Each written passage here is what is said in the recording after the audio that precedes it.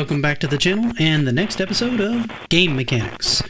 If you're new to this series, I do my best from an enthusiast perspective to break down and analyze different game mechanics, how they affect gameplay, what happens when you modify them. The idea is to make you think about many of the common mechanics and trappings that are in games and look at them more analytically as to why they're there, how they change the way the player approaches the game, and how it changes the way developers might balance a game as well. Today we're going to talk about another mechanic, well, potentially two, healing and armor. And the reason I'm kind of combining these two a little bit is in my mind they work in synergy. You have armor to prevent damage at lower damage, and healing that helps you recover from damage. Both give the player extra chances and opportunities to learn a given scenario. They have to be executed carefully so that the player doesn't feel that they're worthless, but they can't feel like all the challenges are removed either. So with all that said, let's go ahead and get started. In the world of video games, we often take for granted the fact that developers will often forgive multiple mistakes in a game. This is often seen as common knowledge that the character we're playing is a hero, and therefore far more powerful than the average person, so of course they can take more damage. However, that's not how things have always worked in the past. When games first landed in the arcade, many of them, like the original Shinobi, would only let the player take a single hit before they would lose a life. The way you were allowed to proceed further was to have extra lives, run out, and you're done. So, why were things done that way? In short, money. Money. Pretty much money. Games were built and balanced so that the player would have an average playtime before it would be game over and you'd need to insert more coins. Now, this isn't to say that all games came without a life bar, beat 'em up games commonly had them. And the way that was balanced was more around more severe difficulty curve, and tougher enemies in sheer numbers, just causing the player to eventually make enough mistakes and fail, and then have to insert more money. So, what does this matter, you say? Well, I reply, good question. Let's take a look at a few games, shall we? First up is Shinobi. Yeah, I know, we mentioned this before, but it's a good example of both types of games. And this will make more sense later, but for now, let's just take a look at the gameplay in the original. In this one, or, well, a ninja, would you think he'd be a sumo wrestler? I suppose Ian Honda sort of palm striking his way through the stage would work, but you know, ninjas. Since you're a ninja, your playstyle should reflect a high level of skill, speed, and accuracy. All these things are your allies. As a result of your training in stealth and striking from the shadows, you're not really good at taking a hit. So if you do make a mistake and take one, you're done. In part, this is a design based upon the type of character that you're running, another in part the stage design. Given that most enemies die in one hit and the stages are far more fast-paced, the game is designed around quick, rapid action.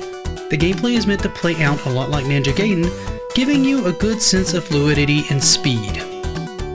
This idea of having fluidity in the gameplay makes it to where dying immediately is kind of more of a minor interruption.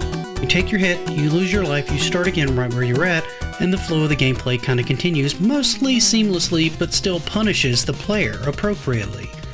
This works in other games as well. Take Contra as an example. This one works a lot like the Ninja Gaiden and Shinobi game that I mentioned before, in the fact that you're rushing through the stage knowing all the while that any mistake can cause instant death. This adds to the tension the player feels as they move along, as almost anything they encounter can kill them in a single blow. But they can also say the same if they come in contact with the player. This leads to a frantic and delicate dance of controlling the numbers of enemies approaching the player and the angles of attack to give the player a chance of surviving. The game succeeds in doing just that, and providing an exceptional challenge that remains possible if the player is persistent and practices. The level of difficulty along with the approachability has led to this game being considered somewhat infamous and legendary among gamers for both the level of difficulty and how tightly it's balanced. Essentially, in Contra, when you die, you know it's your fault. However, imagine for a second if you took these games and allowed for multiple hits. It would be like having multiple extra lives. The number of enemies and difficulty would have to be increased to keep the balance the same, or just allow for an easier, more accessible experience, which would seem contrary to the original game's balance. I know what you're thinking. Why am I talking about one-hit deaths when you said the video was about healing and armor? Well, some of you are at least, or just hoping I'll get on with it at some point. We're waiting. Well, it sort of boils down to the same things that I'm talking about, but before we start pulling it all together, we should look at some other games that allow you to recover from a mistake and think about why they do that.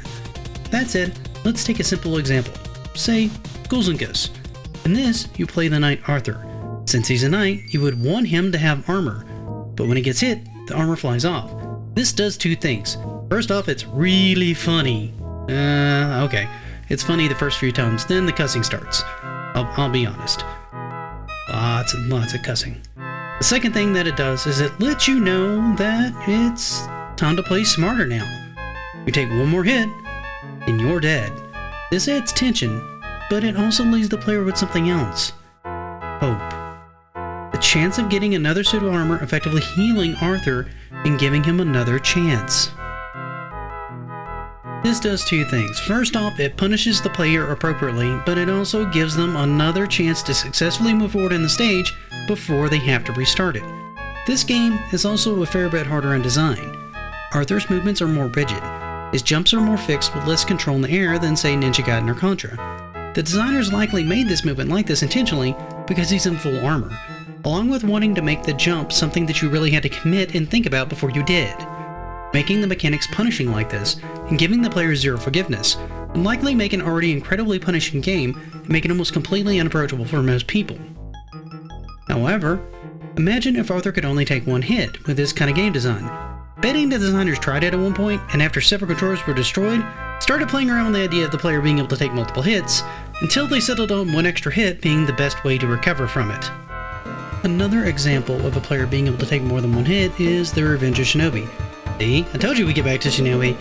This is another particularly brutal game, but unlike its predecessor, the protagonist not only has access to powers that allow him to take multiple hits risk-free, like the lightning armor, they have a Lifebar. Now this wasn't the first time a Lifebar was used in a game. Plenty of coin-op games use them, and Mega Man used them as well. This wasn't new, but it was new to the Shinobi line of games. The game type also changed. Your character moved more slowly, more deliberately through the stages.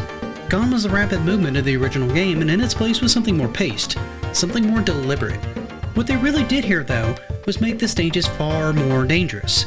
So dangerous, in fact, that if you'd not had a Lifebar, I'd argue the game would be almost impossible to complete. It also helps that you can get more lives and recovery items that are strategically placed along the stage, allowing for the player to recover some of their lost health. This allows the player a chance to recover, lowering the stress on the player and allowing for more opportunities for mistakes. What does all this do for the game? How does it change it? What does it do to the player? What does it do for the player? These are all very valid questions. The first thing it does is allow for more flexibility in the design on the developer's part. They can make the game more challenging and more dynamic because they know they don't have to balance the game quite as tightly. Now, what do I mean by that, you say? Good question. Very good question. When you have a game that's like, say, Contra or Ninja Gaiden, the balance becomes more of a critical aspect of the design. If you tweak it too far one way, it becomes way too difficult for the player to potentially do anything with, basically making it nigh impossible. Too much the other way, and there's too little in the way of challenge.